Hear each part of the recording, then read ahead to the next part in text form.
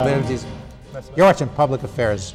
Berkowitz is my name, and politics is our game, and we will be doing lots of politics and public policy this evening because we have as our guest Ted Dabrowski. He is Vice President Policy at the Illinois Policy Institute. You can always find out more about the Illinois Policy Institute by going to illinoispolicy.org.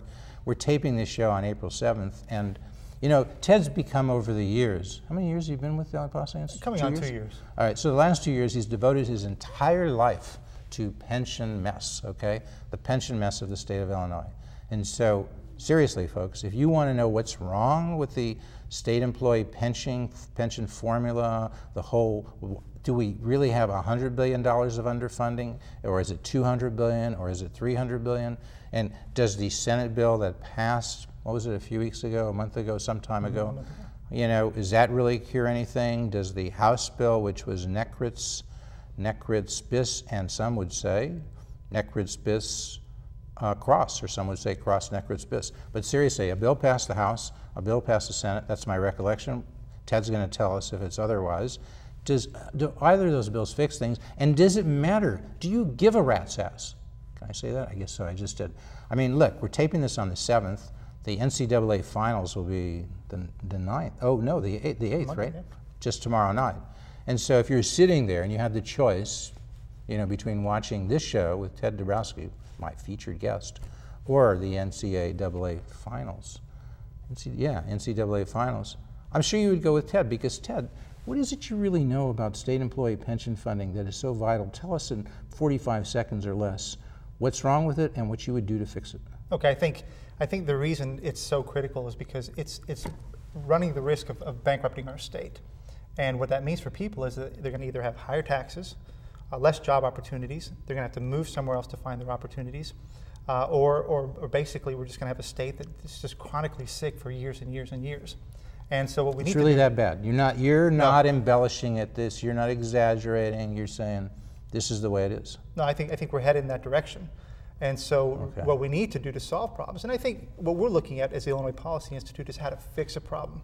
We don't want to put a Band-Aid on it, we don't want to patch it, we want to fix it. And so that's why we have a plan that dramatically changes how we do pensions today. Tell us your plan, and then we'll come back to what's going on with the state legislature.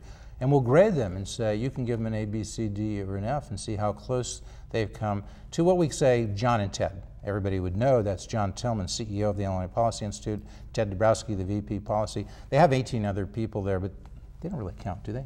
They all count. Oh. They're all a great Rasmussen, part of the team. What's her name?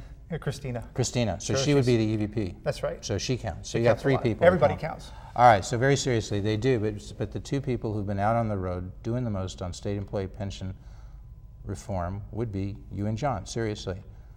So what is it that needs to be done? Look, I think the first thing we need to do, right, is constitutionally protect all the benefits that have been earned by current workers and retirees. There's no doubt about that. What people have earned, we have to protect, and we have to guarantee that.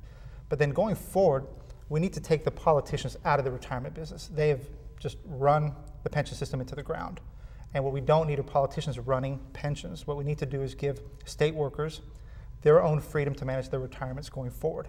And so that means that they should have a 401k style plan, just like all of us in the private sector have. All of us? All of us in the private sector. All of us? Most of us. Okay, right? Have that like 85%? Well, some people still have a defined benefit plan, don't they? That's right, but about 85% of the private sector has a 401k style plan. And so what that means, the state worker would no longer have to be trying to guess whether there's money set aside for him or her in the future. They would have their own account, their own legal title, and they would see that money in their account and know that they manage that retirement money going forward. So that's critical, worker freedom. And the second thing is that they could also take that 401k style plan. It's portable, they're free. The other part we would do then is make sure that we freeze things like cost of living adjustments for current workers and retirees, because we can't afford them anymore. Everybody agrees. No more cost of living adjustment ever? Until the pension systems get fixed, right? Which so we're talking about approximately how long? Who knows? It could be 10, 20, 25 years. Really? It could be a long time. 10, 20, 25 years? Because the holes are so big. That's right. Okay. So we have to freeze those, and everybody agrees on that. Freeze means no cost of living adjustment, no COLA adjustment, no increase. Whatever pension you're getting, no matter how much inflation there is in the next 20, 25 years, it stays the same. That's what you're telling people? That's right. And what we need to understand is if we keep Let's understand that. If we keep, That is a tall drink for a politician to say that and expect to get elected. You understand that, right? That's right. But the places like I'm Rhode Island quoting have Peter done it. Roskam. You ever hear Peters talk about a tall drink? It's like this. This is dedicated to Peter Roskam. This is a tall drink. Look, what we have to figure out is, and you'll understand this as a legal guy. Okay. When we choose to pay out COLAs to current retirees and risk the bankruptcy of the pension system, that means that we are showing preference to current retirees over future retirees. Dick Ingram himself said that if we don't reform pensions, and he mentioned a COLA freeze, he was the one that came out and also proposed this, is that if we don't do that, there may not be pension payments by 2029.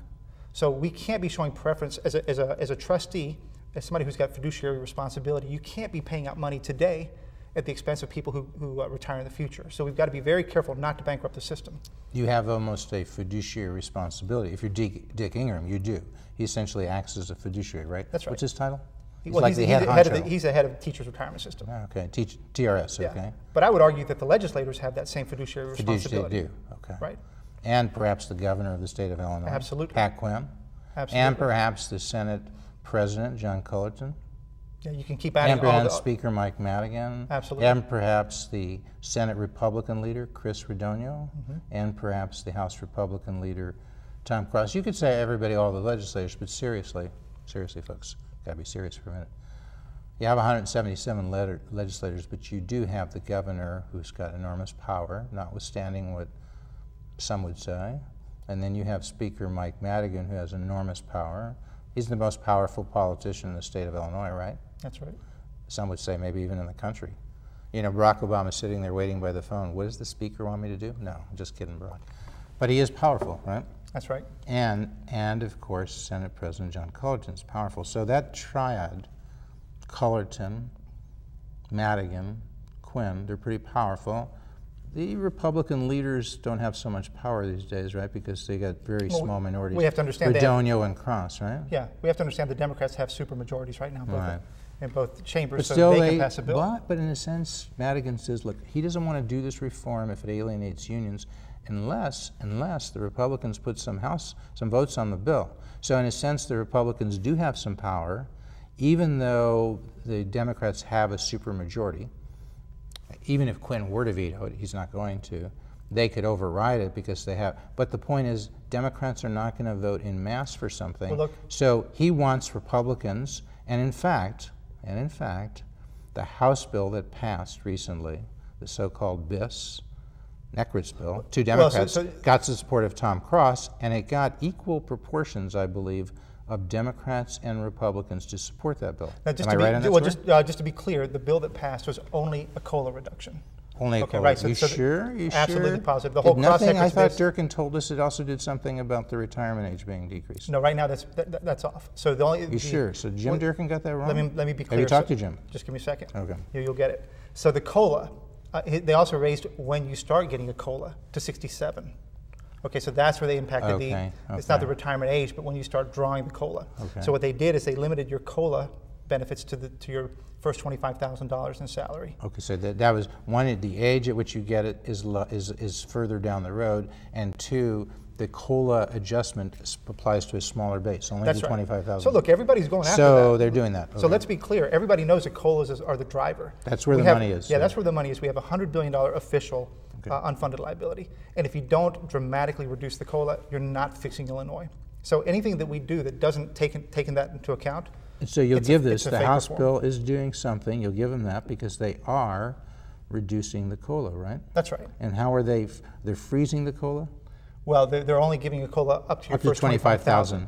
So if you have a but are they still giving 3%? So is the actual COLA the same? Right, so the rates are the same. And you would recommend against that, wouldn't you? Well, look, again, it's the same thing. If you don't fix the problem, you're going to continue to have one. So why shouldn't they? I thought in prior bills they were talking about 1.5% or half the CPI, whichever is less, something like that. And right now we're talking about current workers. So they keep the same formula. They just lower, which is 3%. Right, 3%. No, but I mean, would you say that's taking away a right they have? Would you recommend that they decrease that for current employees? You're saying you want to freeze. Well, let's so be you clear, don't want Jeff.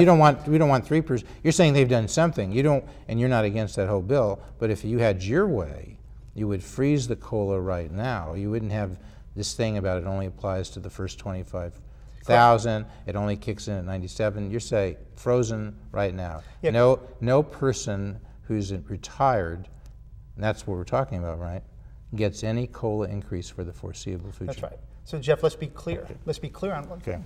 We're trying to protect retirements, period. We're trying to make sure that people get their retirement paychecks. But not only that, but you're also trying to protect the other people in the state of Illinois who may have wants. No, so I didn't say needs. Who may have wants, like for spending on education, some increase perhaps, spending on health care. Some low-income people who are impoverished may want to be able to survive. And I think the point would be, if we do nothing, people said the pension payment in the state of Illinois, the payment for pensions, maybe for health care too, is something like $8.5 billion for the next year. Is that right? It's for the last year, it was $5 or $6 billion. Right, it'll be 6.8 for next year, and it's just going up. So, and if we had a general revenue fund budget of about $32 billion, although it might be 35.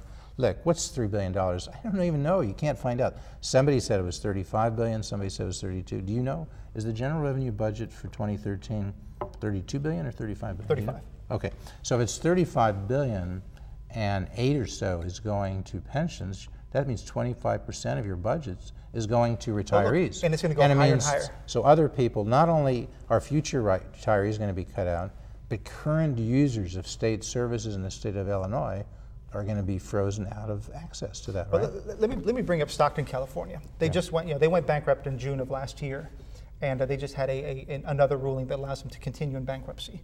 Basically, they got into a situation where the pensions were crowding, and they have so much in pension debt that the pension payments were crowding out payments to police, to libraries, to everything. And the city had already cut dramatically their payments to libraries, to police, and things like that. But they didn't cut it. But they haven't cut. They didn't cut their retiree. They have not cut any payments on the retirement. Did they think that they were prohibited from doing so? Did they have a state constitution that said they couldn't? Right. So they are legally similar not to allowed Illinois. to. Exactly. They said they couldn't, and so the only alternative was eventually to go bankrupt because they couldn't continue to meet all their obligations, including their retiree obligations. So what's happening? So they filed for bankruptcy. So it's the poor and disadvantaged who are missing out on core services, right? And you're really hurting the taxpayers who keep throwing in more and more, and the poor and disadvantaged who get cut. So an important point is now the court will cut the retiree benefits. Well, we don't. No. So here's what's next. Bankruptcy means you filed, you go into, and the court oversees the bankruptcy, and presumably in the real world, the private sector, the people file a plan to come out of bankruptcy. That's right. Isn't that wouldn't the government, the city of Stockton, file a plan to come out of bankruptcy? That's correct. Now, here's the concern, because what the city has been trying to do over the last 3 months is get the lenders, not including the retirement systems, the lenders to take a haircut on what they should get paid back.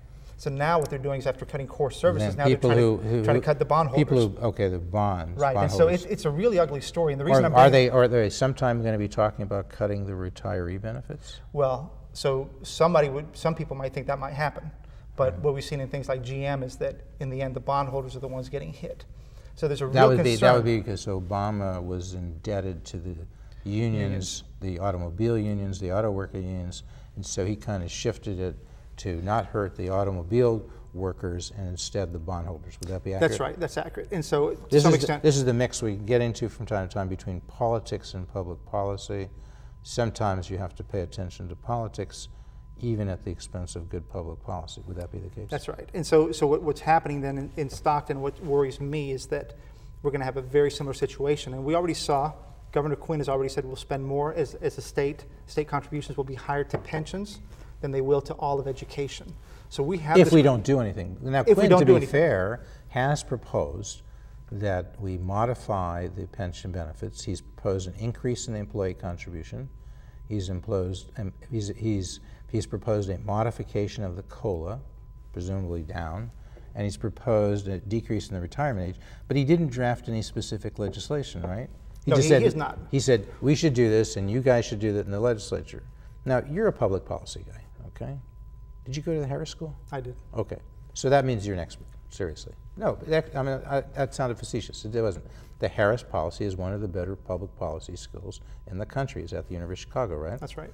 Okay, so you've looked at this. You've got some training. Does that make any sense for Quinn? I thought in the olden days we said the president, the executive, the governor proposes, and the Congress disposes. Wouldn't we say the governor proposes, the state legislature disposes? Shouldn't Quinn come up with proposed legislation specifically? As a matter of policy, I'm not being partisan here. In fact, say strike Quinn. If you're the public policy guy from the Harris School, the University of Chicago, wouldn't you say whoever is governor should propose specific legislation? Does that come out of the public policy thing, or am I just like dreaming here? No, look, I think we're talking about two different things here. There's leadership and there's policy. Okay, and to be a good leader as governor, Democrat or Republican, shouldn't you propose specific legislation as opposed to just give a nice speech and say, here are 3 things I'd like you to do, and you, this General Assembly, go figure it out? Shouldn't he come up with proposed legislation? I think it all depends on the makeup. What we're seeing here is that nobody in the legislature wants to do anything, and therefore that's the time where the president should come out and be very explicit. The president or the governor, the executive. Right. Okay. So if the executive has a great team to execute, then it'd be great. But if nobody's executing, well, by God, he should be coming out with a perfect plan and saying, here's what I want to see. Say, if not now, who? If not us, meaning the executive team, who? Okay? Or I guess the saying is, if not now, when? If not us, who? Because when Reagan, the disgruntled conservatives in the early Reagan years said, that was our saying when they ran in '80, and then some of the conservatives thought Reagan wasn't conservative enough, and so they said, oh, the question is, if not us, who? If not now, when? And they said the answer must have been somebody else some other time. So seriously, is that what they're saying, D. Quinn? If Quinn's saying, if not us, who? If not now, when? And I guess people would say, I guess the answer from Pat Quinn is somebody else some other time, because he's not stepping up. And the really peculiar thing here, and I want to get your opinion on this, because I know you don't want to get too political, because you guys are, what, a 501c3, 4, or whatever that means? 501c3. Yeah, so you don't want to be too, you're not partisan. But if Dan Rutherford, who happens to be a Republican, and he's the state treasurer, applauds the speech that Quinn gave, was that the state of the budget that he gave most recently? It'd be the state of the budget. And Rutherford said, look, he did the right thing. He went after the legislature. He says, you guys should do something. You're not doing something. Rutherford gave him credit. Now, put aside whether Rutherford's a Republican. We know he's a Republican. We know he's sending out letters that in terms of his running for governor, and he's looking for maybe he'll send him money. And we know we'd like to have him on the show, and we haven't seen Dan in about 15 years because he's been busy. No, I'm just kidding, but we haven't seen him in a while. But seriously, shouldn't Rutherford say, that's not a good speech? I mean, you don't think it's a good speech. Well, listen, his speech in many respects was very similar to last year's. Right. Governor Quinn has moved to the right rhetoric. His rhetoric, last year's speech and this year's speech, have been okay. His actions have no correlation with that rhetoric, and that's the problem. And what are the actions that you want the governor to take? Whether it's Pat Quinn, whether it's Governor Rutherford, whether it's Governor Bill Brady, whether it's Governor Lisa Madigan, whoever is the governor, what do you want that governor to be doing now? So speaking in terms of actions. So speaking in terms of pensions. Yeah. Right. Number one is freeze the defined benefit plan, end it, protect what people have earned, and let's move forward and go to a 401k style plan. Okay. It would be the most bold and ambitious plan in the nation. Does the but we have the worst pension crisis in the nation. We're the worst rated in the nation, so we need the biggest plan. So somebody needs to, the Governor Quinn, Governor Rutherford, Governor Dillard, Governor Brady, Governor Madigan, who have I left out? Governor Daley, Governor Quinn. They all should be saying, let's move toward a defined contribution plan. Pay the benefits you have to pay, those that have accrued, but no more. Right. Down the road. Because we can't manage a system. Private sector companies couldn't manage them either. Is the bill that Necritz and BIS and Cross, is that bill that they sponsored? Does that do that? That does not do that. They continue with. So we have to go back to the SEC. And how much does that save? And then we can come to the SEC. So the Necritz BIS bill saves about $170 billion. And how much is actually the actual real amount? 379. So it's not $100 billion. They save 170 out of 379. It leaves $200 billion left to deal with. Right. It leaves a big problem to deal with, but the bigger problem, and this is the part that I think is most important, it leaves the defined benefit structure in place. Okay. That's the one we can't control, and that number can continue to be out of control. And the bill that came out of the state Senate that John Cullerton liked, what does that do? What he does is he says to the workers, listen guys, if you accept a reduction in COLAs, I will allow you to continue to have access to the health care that you get from the state. Well, and it saves about $40 billion. Isn't that billion. a good thing? Because you know, you got to decrease codes. It saves $40 billion, but that's $40 billion out of $370 billion. Right. So it's nothing. It's let's move on. Okay. So the bill you like, there is a bill out there that you like. That's right. And what would that bill be? Okay. So Tom Morrison came out with a bill, HB 3303. That is Senator Tom Morrison. He's a rep, state He's a rep. representative. Okay. Sorry. Along with Jeannie Ives. Okay. Both of She's them a are rep. the co-sponsors. They're in the House. They're in the State House. That's right. Republicans. both. Republicans. Mm-hmm. And they've come out with a bill that basically gives workers freedom. I think the key part is that you get the politicians out of the pension business and give workers the right to control their own retirements. Just like in the 85% of the people in the private sector, it says the state will give you X amount in the future, defined contributions, whether it's a percentage. In every paycheck, you're going to get a contribution into your certain account. percentage of your salary, right? That's right. That's our obligation. We promise we'll do that. And if they do that, then it's up to you to invest that. That's right. You manage it, you invest it. You can't, you know, there are limitations like 401ks. You may not be able to invest in pork bellies and futures, whatever. But within bounds, you can invest it in stocks, bonds, et cetera. Right. Okay? Now that plan that Morrison and Jeannie Ives have come out with is the same plan that exists today.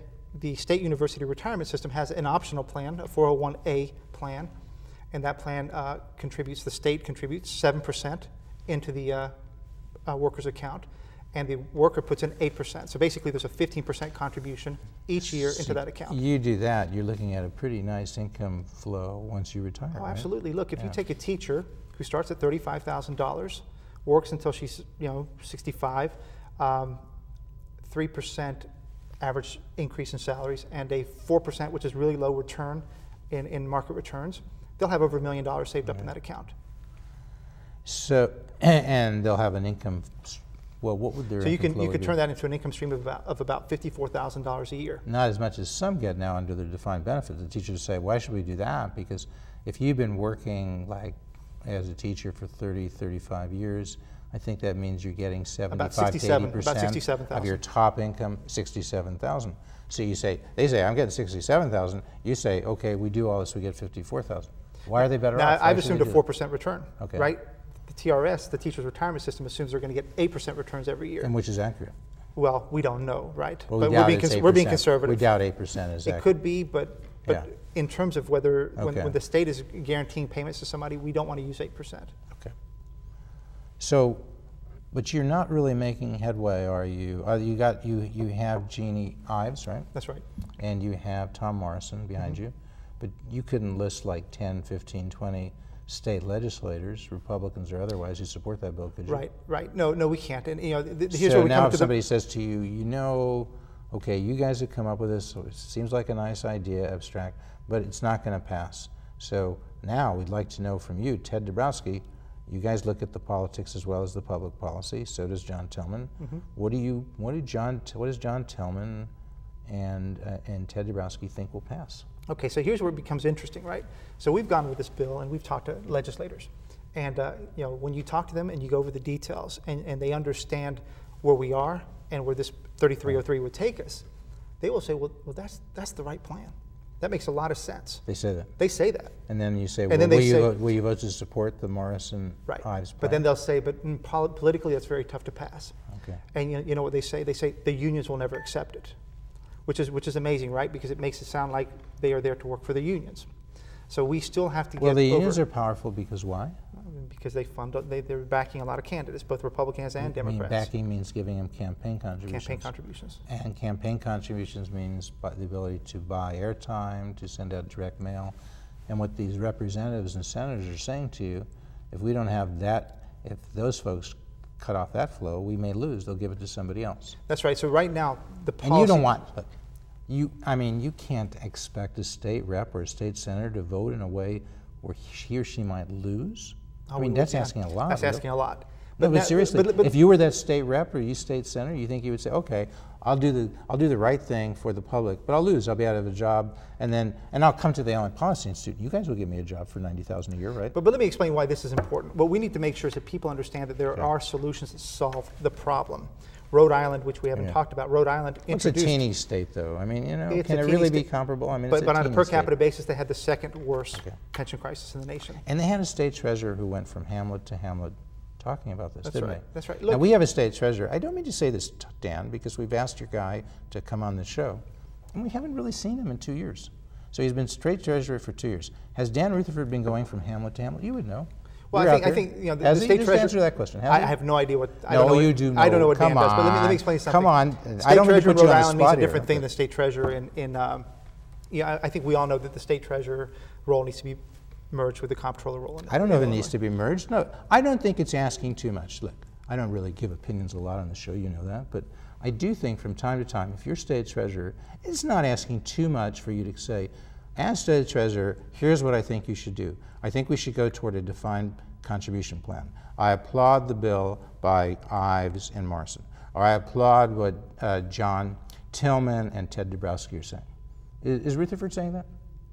I haven't heard him say it. Okay. Did you hear Dillard say that? I have not heard Dillard. Okay. But He there wants to are run some- for governor. What about Bill Brady? He ran last time. Have you heard him say that? But there's people who talk about the elements and they're supportive of a 401k And who are those style people? plan. Is Brady the one? I don't know if Brady has, but let me make There are some people. But let me make an important Republicans point. and Democrats, or what? Yeah, both. I mean, you will But hear you can't give people, me any names of people who are doing this. What you say? because they I'm should saying be that they talk about elements. People know. elements, okay. Hey, if you talk about whether a 401k plan makes doing. sense, they will say maybe it. I forgot about Bruce Rauner.